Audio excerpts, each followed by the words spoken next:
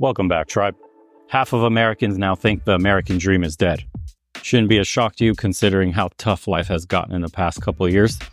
And no surprise that people are looking for a way out, namely retiring overseas. So why I think the new American dream is increasingly becoming leaving America and retiring or starting a life overseas. Main issue is we just simply can't afford to live in America with the current wages we have. How many people grew up wanting the white picket fence, the house, the stay-at-home wife, the 2 kids, the everything being afforded on one single job, and having some left over to go on vacation and experience life, not be trapped working like a slave for pennies. Unfortunately, that reality has disappeared for millions of Americans, so now they're looking for a way out, trying to live lives that their parents or grandparents could afford. We no longer have the same earning power, but the rest of the world has caught up, and a lot of amenities overseas have now matched or surpassed the United States. So a lot of Americans are naturally asking the question, well, what's the point of even staying here then? Especially if you have remote income or an online business, as more and more Americans do. Does it even make sense to stay in the United States anymore? Is the United States even the best country on earth anymore? These are a lot of questions that people are having.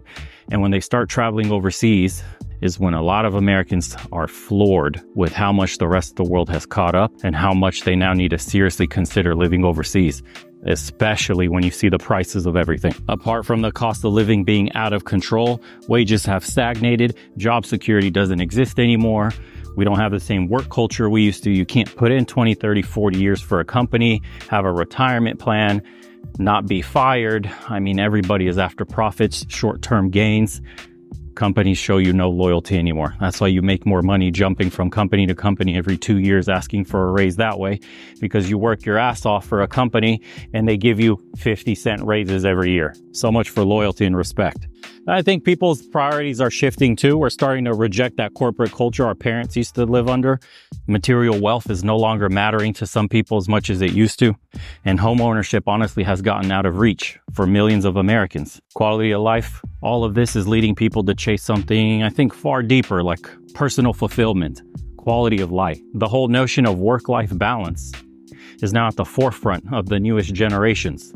Working like a dog no longer pays, because you get treated like a dog. At least you got to bring home the bacon before. Now the rewards are just bonuses to the executives as they pat themselves on the back with shrinking benefits packages for American workers. Sure sounds like a dream, doesn't it? So let's talk cost of living.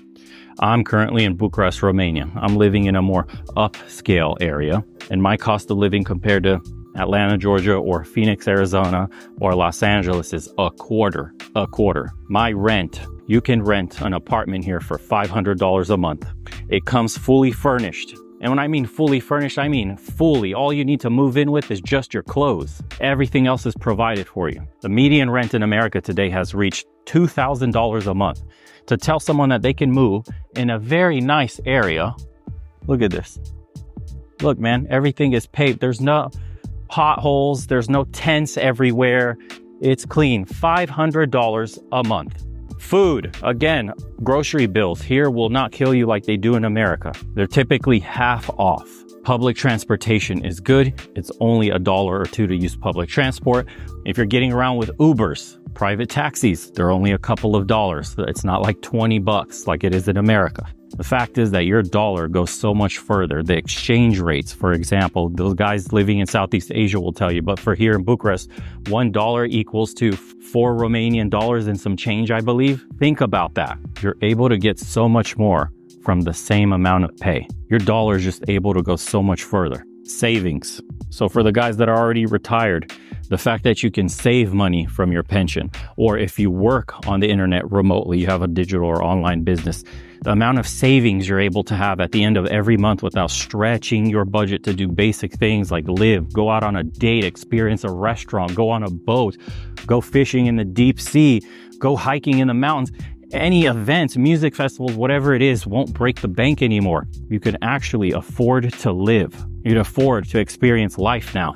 And these additional savings lead to something incredible called work-life balance. The fact that you don't have to work like a dog to make ends meet allows you to have more control, make better decisions about how many hours you want to work, how much time you want to invest in your business, how much balance you want to have with personal life versus your professional life.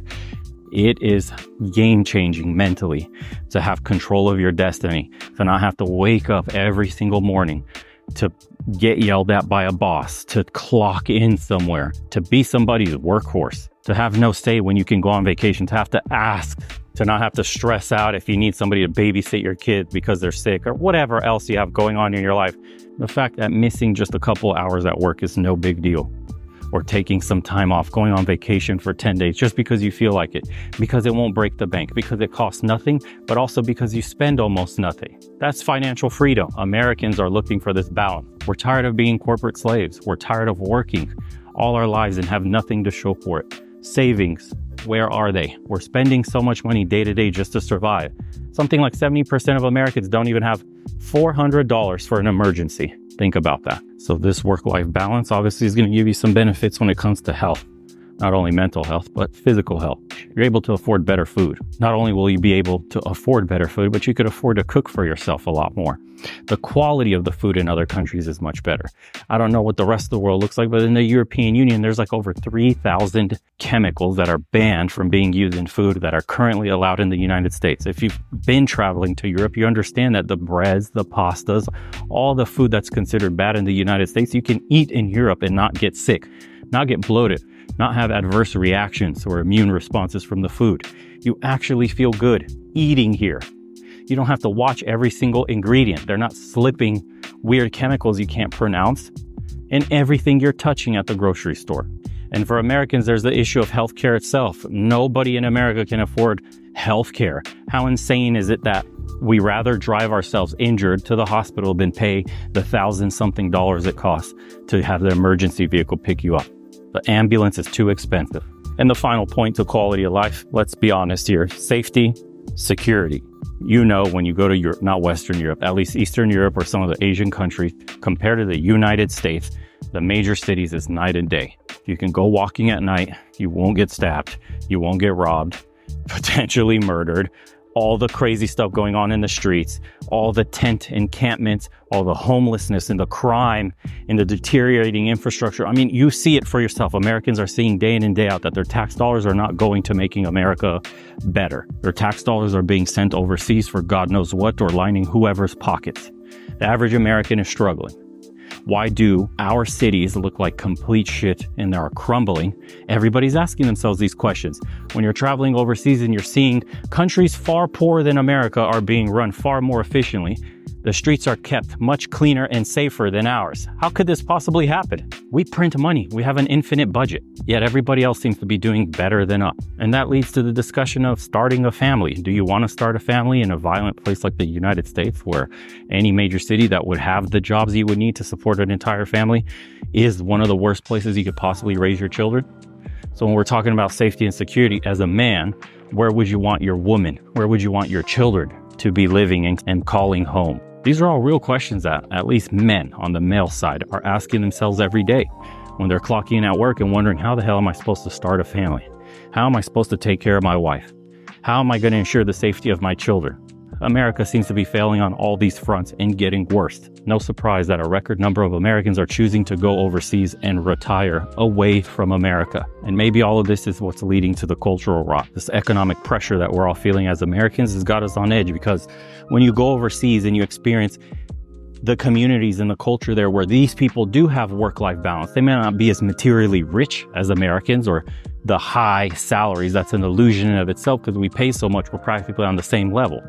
But these people have connections, deep family bonds, extended families, and we see how much different they are, how much more humble they are, how they value experiences, family time, connections, relationships, something that's missing from everyday American life now. They're not obsessed with hedonism and materialism. People here still have their heads screwed on right. And it's an incredible feeling, man, as an American to come overseas and experience a culture like that values all those principles. It makes you feel like this is how everything should have been. This may be a place I would like to call home. I could see myself living here. A lot of Americans are thinking of that when they go overseas. And I could tell you from experience, personally, I feel so much better after I've gone abroad. Honestly, the only question I ask myself is, why didn't I do this sooner? Why did I burn so much money living in America? Why was I surrounded by so much negativity? Why was I dealing with the stress of relationships, dating, the polarized politics we have today, the seeing everybody as an enemy, constantly forced to pick a side. What's American about any of that? Honestly, some of these countries overseas are espousing more American values than America itself is today. I feel like I'm healthier. I feel like mentally I'm far more clear. I feel like my purpose, my path in life is far more illuminated. I know what I want. I could afford to live exactly how I want. The food's not killing me. I feel great. The people here are super welcoming. There is no weird tension between anybody. Everybody's welcoming. It's amazing. Overall, it's amazing. I have no other words to describe it other than damn. And that's the same feeling you'll have when you start going overseas. Or if you're one of the millions that have already went overseas, leave a comment below and let everybody know what you were experiencing, what you were feeling when you made the move. It's crazy. And people are nice, man. When I say nice, I mean you're not treated like an outsider. You come to these countries, you may be thinking, I'm an American, we have a bad reputation, or what if they don't like Americans, or how do they treat foreigners? Surprisingly, shockingly amazing. They have nothing against you individually. If you try to learn their language and basic words like hello and thank you and please, they'll treat you like one of their own. They'll invite you to their house. They'll share meals with you. They would like to get to know you. People here are very open-minded, and it's a high-trust society. You don't have to worry about weirdos or creeps or being robbed or being shot or being stabbed or any of this shit, man. It's just authentic human connections and experiences. And so amazing to go out and make a new group of friends. And it's so easy compared to the United States. There is no antisocial behavior generally, just encompassing society at large. You can walk anywhere, ask for help, say hello, and people will welcome you with open arms. You don't have to fear going overseas. It's not hard to integrate. Most people speak English everywhere, especially in any business, any capital you go to. There's a high English proficiency in all these countries because that's the business language of the world. Most Americans are only proficient in English, and that's fine. It can get you by. There exist services and consultants and all this other stuff that could help you get you on your feet in a country that may not be as English proficient, but they serve English speakers. So don't fear traveling because you may think not knowing the local language would be too difficult. That's a fear that you shouldn't even worry about. So yeah, if you're just like me, if you're tired of wasting away working for nothing, if you're tired of seeing the communities you're growing up in get worse and worse and worse, if you're tired of seeing the money flight happening from the state you're living in, jobs disappearing, wages and cost of living being incompatible, and you want an escape, maybe it's time to look overseas. Maybe it's time to do some research and see where you'd like to land. Whether it's Asia, whether it's Africa, whether it's Eastern Europe, that would be a welcome change, man. It could completely shift the perspective you have of life. You would feel better. You'd wake up more positive. You'd have more energy. You just feel like this might be somewhere you belong. Your mentality, everything will completely shift in the right direction. You know, we're all like flowers in a sense. Sometimes all we need is a change in environment to bloom. It's that simple. If you guys liked today's episode, drop a like and subscribe. We'll see you in the comment section. Share with us your personal stories of how you're living overseas, how life has been since you left, how you feel as an American in a foreign community, how you're welcomed, how life is going. And let me know in the comments below as well, more topics to cover about life overseas, how my experiences are, just anything you would like to hear about. Help me brainstorm on some topics that I could share with you guys, show you around Bucharest. Things you want to know about dating, women, relationships, marriage, whatever, laws, something that could help illuminate for you. I'm here in the Balkans and Eastern Europe, so that's my expertise. I've been here over a year now. Was also born here as a kid. I basically immigrated back. I am Romanian by nationality, naturalized in the United States, so may have a unique perspective I could share with you guys in this part of the world. We're almost at the gym, as you can see, a walkway I recorded earlier. And to everybody else, we'll see you on the next one. Headed off to the gym, getting after it. Looking forward to the next episode. Take care.